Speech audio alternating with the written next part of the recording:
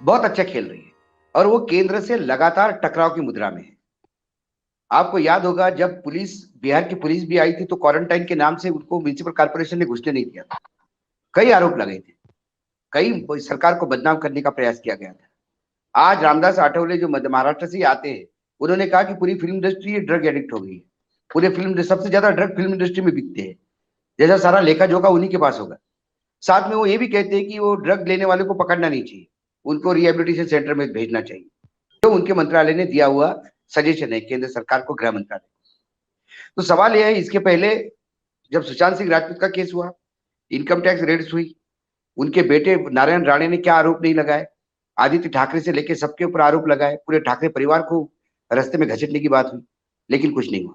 लेकिन नारायण राणे ने जब मुख्यमंत्री के बारे में बात कही, तो उसके बाद मुख्यमंत्री को अरेस्ट करके, उस मुख्यमंत्री ने नारायण राणे जैसे कैबिनेट मंत्री को अरेस्ट करके एक मैसेज दिया कि नरेंद्र मोदी के कैबिनेट के मंत्री को भी हम छोड़ नहीं सकते यदि यह कानून का उल्लंघन होगा तो अब महाराष्ट्र गवर्नमेंट महाराष्ट्र पुलिस के साथ है, केंद्र सरकार की एजेंसियों के साथ है। केंद्र सरकार की एजेंसियां क्या करती है, कितनी नहीं करती है, लगातार इनकम टैक्स की रेड हो रही है। शरद पवार के पूरे परिवार पे रेड हुई है, लगातार बहुत सारी चीजें बाहर आ रही है। बीजेपी बीजेपी इतनी हमलावर है, जब से ये सरकार बनी है, मुझे लगता है शायद किसी राज्य में बीजेपी इतनी हमलावर नहीं है, इतनी हमलावर यहाँ है। आज बीजेपी के लोग यदि समीर वानखड़े, वो कहते हैं कि इसको राजनीतिक एंगल मत दो, तो फिर आप समीर वानखड़े के फेवर में पोस्टर क्यों लगा रहे हैं? समीर वानखड़े के बचाव में आज देवेंद्र फडणवीस दमन दीव में क्यों भाषण देते हैं कि अधिकारियों में इंटरफेरेंस करना ठीक नहीं?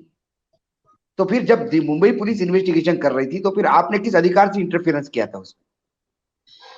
जिस मुंबई में आप रहते हैं, महाराष्ट्र का आप खाना खाते हैं, महाराष्ट्र का रिप्रेजेंट करते हैं, अपने आप को महाराष्ट्र के सुपूत कहते हैं, उसी महाराष्ट्र को पुलिस को बदनाम कर रही थी केंद्र की पुलिस, केंद्र की एजेंसियां, और आप उसमें साथ दे रहे थे। तब आप महाराष्ट्र के नहीं बिहार का साथ दे रहे थे। यदि बिहार और महाराष्ट्र की बात करूं तो आज क्या हुआ? आज उन तमाम चैनलों को सवाल है, तमाम पत्रकारों को सवाल है, तमाम नेताओं को सवाल है जो पूछते थे सुशांत सिंह राजपूत के केस में, आज सीबीआई भी क्यों नहीं किसी केस पे पहुंच पाई?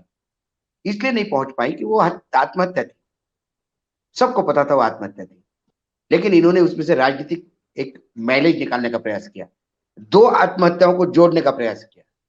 नारायण राणे बार बार कह रहे थे कि मेरे पास सबूत है। अरे आप कैबिनेट में मंत्री है, आप सबूतों पे बैठे हुए हो, एक अच्छे शहरी होने के नाते सबूत दे दो और इस ठाकरे परिवार को अरेस्ट करवा लो। लेकिन आप सिर्फ बोलते हो। या नवाब मलिक की प्रॉब्लम अलग है, वो बोलने के पहले डॉक्यूमेंट रिलीज करते हैं, इस वजह से आपको नवाब मलिक और नारायण राणे को तुलना नहीं हो सकती। नवाब मलिक ने एक एफिडेविट वापस दिया, तब अब अभी भी वो कहते हैं कि मेरे पास जो एफिडेविट है उसमें उनका मुस्लिम धर्म है और उनके पिताजी का नाम दाऊद है। समीर वानखड़े कहते हैं कि ये गलत है, मेरा सेक्युलर परिवार है। तो वो कहते हैं कि आप अपना बर्थ सर्टिफिकेट ले आओ, उसमें क्या होता है? फिर आपका बर्थ यहां हुआ या वाशिम में हुआ, सिरोड रिसोड तालुके में हुआ, ये कंफर्मेशन होगा। कई चीजें, ये जब परतें खुलती जाएगी तो इसमें कई चीजें बाहर आएगी। तो इसमें मुझे समीर ज्यादा, जैसा पिछली बार विवेक जी ने बहुत सही कहा था, चक्रव्यूह में घुस गया है, और जितना चक्रव्यूह से निकालने का प्रयास करेगा उतना अंदर घुसते हुए जाएगा। तो इसके लिए मैं किसी चैनल पे था और एक इन्वेस्टिगेटिव बहुत अच्छे जर्नलिस्ट है दीपक शर्मा जी, हमारे मित्र, उन्होंने ये बात कही कि जितने जल्दी बेल हो जाए आर्यन को, उतनी तकलीफें कम हो जाएगी एनसीबी की, समीर वानखड़े की, क्योंकि जैसे ही बेल होते से ही मीडिया से ये केस खत्म हो जाएगा, फिर कोई किसी के एफिडेविट को तवज्जो नहीं देगा, कोई कुछ नहीं कहेगा, और फिर समीर वानखड़े कहीं ना कहीं फिर अपना एक रास्ता ढूंढने का प्रयास करेंगे जी। लेकिन एजेंसी के क्रेडिबिलिटी पे इतने सवाल लगे और ये समझ में आ गया कि महाराष्ट्र पुलिस ही वसूली नहीं करती, क्योंकि महाराष्ट्र पुलिस पे वसूली के आरोप लगे अभी तक कोर्ट में प्रूव नहीं हुए हैं, लेकिन वसूली सरकार करके बीजेपी लगातार आरोप लगाती है।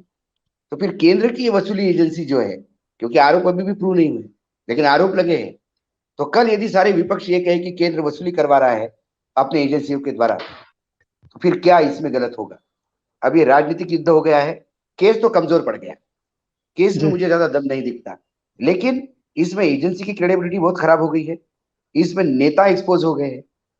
आज जो सवाल मैंने उठाया, कुछ दिनों के बाद सवाल फिर उठेगी तीसरे केस में, कि भाई आर्यन खान के केस में क्या हुआ, तब आप तो कह रहे थे कि पुलिस को काम करने देना चाहिए। ये तमाम, ये बार बार कह रहे हैं कि मुंबई में ड्रग का धंधा पुलिस के प्रोटेक्शन में होता है।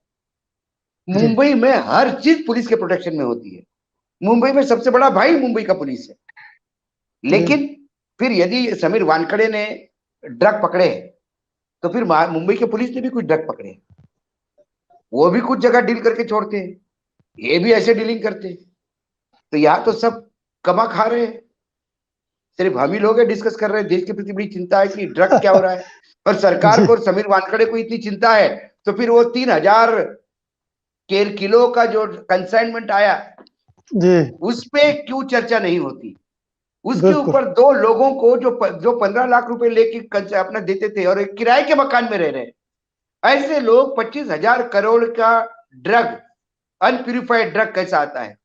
अशोक जी, आप जानते हैं वो मोदी सरकार की कमजोर नब्ज है, आप उस पर क्यों हाथ रख रहे हैं? मैंने वही कहा कि यदि अडानी के पोर्ट पे ड्रग उतरता है तो वो ड्रग देश के लिए हानिकारक नहीं है, और शाहरुख खान के बेटे के पार्टी में ड्रग कोई और खाता है तो शाहरुख खान का बेटा कमजोर है, क्योंकि शाहरुख खान गुजरात में इवेंट करने के लिए नहीं जाते, शाहरुख खान के ममता के साथ फोटो होते हैं, शाहरुख खान बंगाल में प्रचार के लिए नहीं जाते, शाहरुख खान राजनीति में नहीं आना चाहते।